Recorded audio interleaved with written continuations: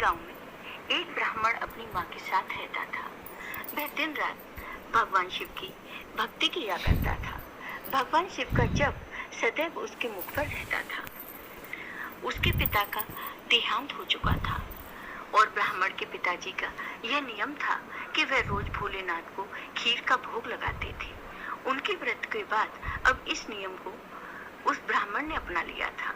उसकी खीर बहुत ही स्वादिष्ट बनती थी और भगवान शिव भी उसके हाथों की खीर खाने के इंतजार में रहते थे। ब्राह्मण को विश्वास था कि भगवान शिव उसके द्वारा खिलाई गई खीर को रोजाना ही खाते हैं। एक दिन भगवान शिव कैलाश पर बैठे ब्राह्मण के द्वारा चढ़ाई हुई खीर का भोग लगा रहे थे। उन्हें इस तरह से प्रेम से खीर खाते हुए देख माता पार्वती उनसे बोली, स्वामी क्या बात है, आपको तो आनंद ही आनंद है।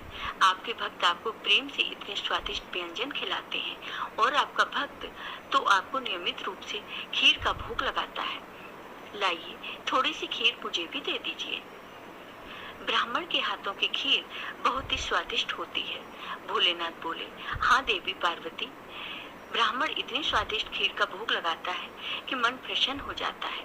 तभी नंदी और समस्त शिवगण वहां जाते हैं और कहते हैं, महादेव यह लीजिए, हम भांग और धतूरा ले आए हैं।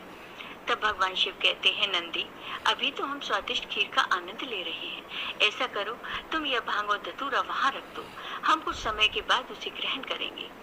भगवान शिव के ऐसा कहने पर सभी गण आपस में बातें करने लगे। अरे नंदी, महादेव तो हमारी ओर देख तक नहीं रहे, उनका सारा ध्यान तो उस ब्राह्मण की बनाई हुई खीर पर है। ऐसे कब तक चलेगा? इतने प्रेम से हम भांग और धतूरा पीस कर लाए और महादेव ने हमसे उसे एक ओर रखने के लिए बोल दिया। नंदी बोले, अरे नहीं नहीं, ऐसी बात नहीं है। महादेव ने बोला है कि हम उसे वहां रख दें, वो कुछ देर बाद उसे ग्रहण करेंगे। महादेव रोजाना ब्राह्मण की भोग लगाई हुई खीर को बहुत चाव से खाते हैं। मैं तो कई बार सोचता हूँ कि ब्राह्मण की खीर में ऐसा क्या है कि भोलेनाथ सबसे पहले उसकी भोग लगाई खीर को ही खाते हैं और फिर किसी तरफ उनका ध्यान ही नहीं जाता। ब्राह्मण की खीर से ज्यादा उन्हें इस समय कुछ भी प्रिय नहीं लग रहा। सभी गण नंदी से पूछते हैं, तो ऐसा क्या किया जाए नंदी कि महादेव का ध्यान अपने भक्त ब्राह्मण से हटकर हमारी ओर आ जाए?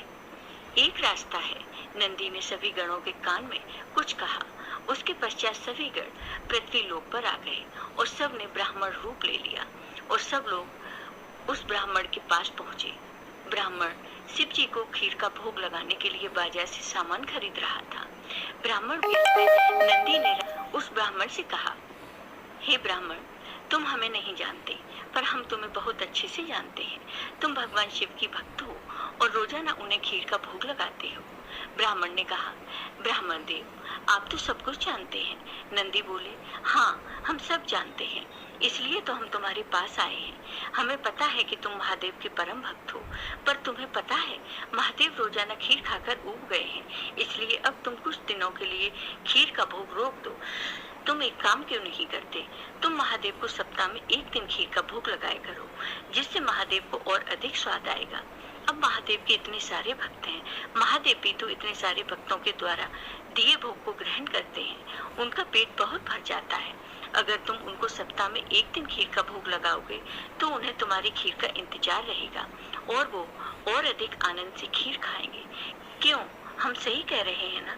ये तो आप ठीक कह रहे हैं ब्राह्मण देव, इस विषय में तो मैंने कभी सोचा ही नहीं।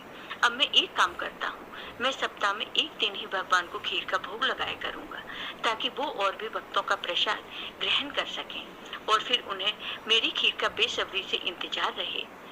भोला भाला ब्राह्मण शिवगणों की बातों में आ गया। शिवगण खुशी खुशी कैलाश पर लौट आए। अब शिव जी रोजाना ब्राह्मण की खीर का इंतजार करने लगे कि कब ब्राह्मण उन्हें भोग लगाए और कब वो खीर का भोग खाएं। पर कुछ दिनों तक ब्राह्मण ने खीर बनाई ही नहीं, तो शिव जी को खीर कहाँ से मिलती? अब सप्ताह में एक दिन ब्राह्मण ने खीर का भोग लगा दिया तो शिव जी ने खीर खा ली। फिर उसके बाद कुछ दिन और खीर नहीं मिली। भगवान शिव सोच में पड़ गए। उन्होंने अपने नेत्र बंद किए और उन्हें सारी सच्चाई पता लग गई और भगवान शिव को गुस्सा आ गया।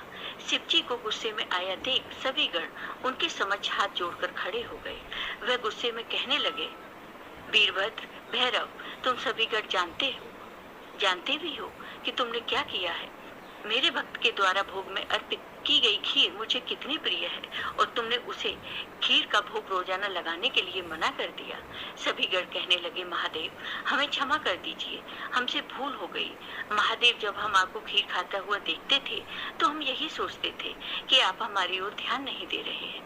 महादेव यह सुनकर बोले, अच्छा तो यह कारण है, पर तुम सब यह नहीं जानते कि मेरा प्रेम अपने सभी भक्तों पर एक समान है। मैं भला तुम्हें कैसे भूल सकता हूँ? तुम तो मेरे हृदय में वास करते हो, तुम सब तो मेरी ही शक्तियों द्वारा उत्पन्न हुए हो। संसार में मेरा प्रत्येक भक्त मुझे एक समान प्रिय है और प्रत्येक भक्त के हृदय में मैं ही विद्यमान हूँ, इसलिए मेरा प्रेम कभी भी कम या ज्यादा नहीं हो सकता। माता पिता के लिए तो उनके सभी बच्चों में प्रेम एक समान होता है, फिर तुम यह भूल कैसे सकते हो? भगवान शिव की बातें सुनकर सभी शिवगण समझ गए कि उन्होंने कितनी बड़ी भूल कर दी। सचमुच महादेव का प्रेम तो अपने सभी भक्तों के लिए एक समान रहता है। इसके बाद सभी शिवगण फिर से एक बार ब्राह्मण के पास गए और उससे कहने लगे, ब्राह्मण देव, हमें भगवान शिव का संदेश आया है। वो कह रहे थे कि तुम्हारी खीर इतनी स्वादिष्ट होती है कि वो सप्ताह भर की प्रतीक्षा नहीं कर सकते।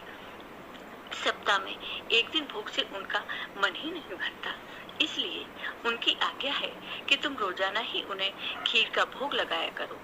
यह सुनकर ब्राह्मण पूछता है, क्या आप सच कह रहे हैं ब्राह्मण देव? भगवान शिव को मेरे हाथों की बनी खीर इतनी प्रिय है। ठीक है, फिर मैं रोजाना उन्हें खीर का भोग लगाऊंगा। यह सुनकर ब्राह्मण बहुत खुश हुआ। अब एक बार फिर ब्राह्मण रोजाना खीर बनाकर भगवान शिव को भोग लगाने लगा। अब तो समस्त शिवगण भी भगवान शिव के साथ ब्राह्मण द्वारा भोग लगी प्रसाद की खीर का आनंद लेते और खूब भरपेट खीर को खाते।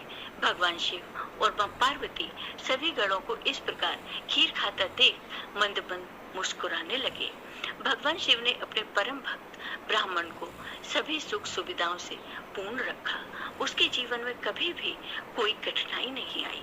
ब्राह्मण का विवाह एक बहुत ही सुशील कन्या के साथ हुआ।